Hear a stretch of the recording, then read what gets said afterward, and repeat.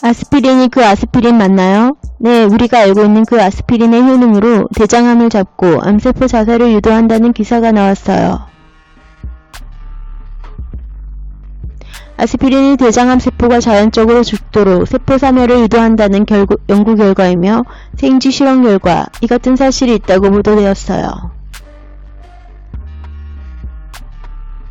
영국 데일리메일 인터넷판과 메디컬 익스프레스에서는 6일 암 전문의 고엘 박사 연구팀이 진행한 실험을 통해 4종류의 대장암이 진행된 죄에 아스피린을 투여한 결과 암세포의 자연사멸이 증가한 걸로 나타났다고 했으며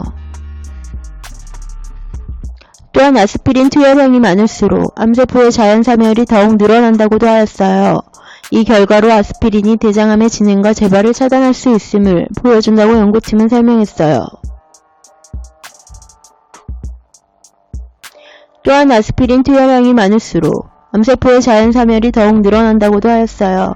이 결과로 아스피린이 대장암의 진행과 재발을 차단할 수 있음을 보여준다고 연구팀은 설명했어요.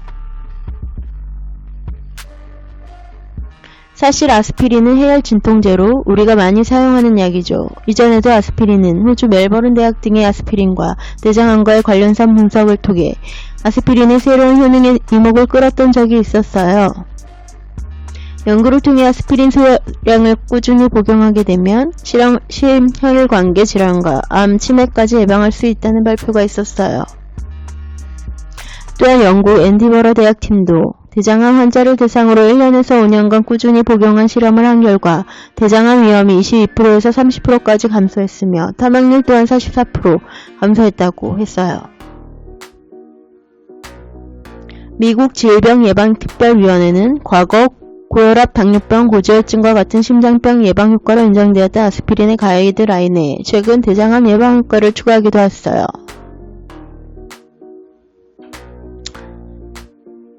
국내 연구에서도 아스피린이 대장 용종을 억제한다는 발표도 있었으며 이외에도 크고 작은 결과들이 지속적으로 발표되었어요.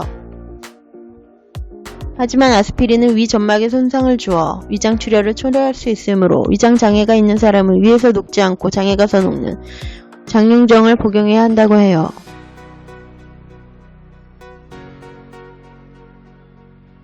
또한 아스피린은 피를 묽게 하는 성질이 있어 출혈이 시작되면 피가 잘 응고되지 않는 특성을 알고 있어야 해요. 따라서 수술을 앞둔 환자는 복용해서는 안되고 상처가 있는 분들도 삼가해야 하며 75세가 넘는 당뇨병 환자도 몸속에서 출혈이 생길 위험이 크므로 복용을 피해야 해요. 미국 식품의약국 FDA는 석잔 이상의 술을 마시는 사람도 아스피린을 장기 복용하지 말도록 권고했어요. 술과 아스피린은 안 좋다고 해요. 감기약의 대명사이자 국민의약품으로 진통과 해열, 소염 효과로 누구나 한 번쯤은 복용했을 약이죠. 최근 이런 암치료 효과나 뇌졸중 및 심근경색 등의 효과가 좋다는 게 알려지면서 아스피린을 장기간 복용하시는 분들이 많아졌어요. 이렇게 장기 복용하시는 분들은 특히 부작용을 주의하셔야 해요. 아스피린이 출혈 부작용을 낳을 수 있다는 점은 꼭 고려하셔야겠죠. 아스피린 복용 시 뇌 출혈 위험이 30% 높아지고 저용량 아스피린 역시 위장관 출혈 위험을 높인다는 연구 결과가 있기 때문이죠. 그래서 반드시 장기간 복용하는 환자는 의사와의 충분한 상담을 거치시는 게 안전하다고 해요. 체질에 따라 부작용에 취약할 수 있는 만큼 자기 몸에 충분히 맞는지 확인을 복용하시는 게 좋다고 해요. 무엇보다 규정된 함량 이상으로 복용하지 않는 건 기본 중 기본이라고 하네요. 그럼 아스피린은 무엇일까요? 무엇으로 만들고 기원이 어떻게 되는지 궁금하지 않나요? 아스피린은 버드나무 껍질에 함유된 살리실산이라는 물질에서 비롯된 것으로 기원전 1500년쯤 고대 이집트에서 언급되었을 정도로 역사가 길어요. 지금으로부터 110년 전, 1110년 전 이러한 천연의 전통적인 의약품을 독일의 베아이어 회사가 현대 의약품으로 특허를 출원하며 자사의 상표를 등록하게 되죠. 바이오 회사가 등록하기 전에도 아스피린은 가장 오래된 약이었어요. 기원전 400년경 의학의 아버지로 불리는 그리스의 히포크라테스가 사용했다는 기록도 있으니까요.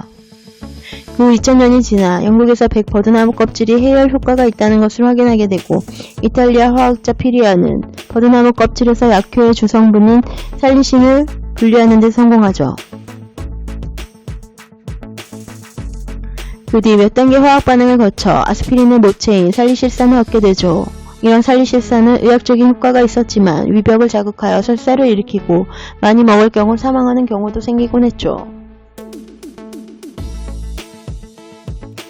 1897년 독일의 바이엘사의 연구원 호프만은 살리실산의 히드록시기를 아세트의와 에스테르화 반응을 시켜 아스피린을 만들었는데 살리실산의 부작용이 크게 줄어들었으며 이는 최초의 합성의약품이 되었어요.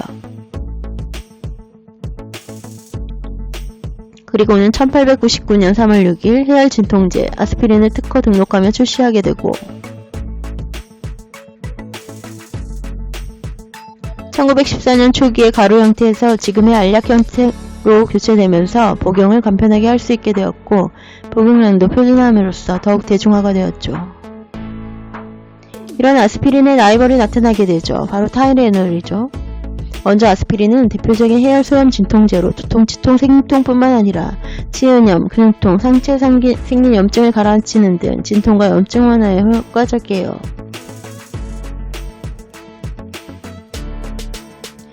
또한 아스피린은 혈전을 없애는 효과가 있어 심혈관 질환 예방 목적으로도 사용되고 앞에서 말한 대로 암 치료에도 효과적인 것으로 증명되었지만 위 자극이 심해 제산제나 음식과 함께 먹는 것이 좋아요.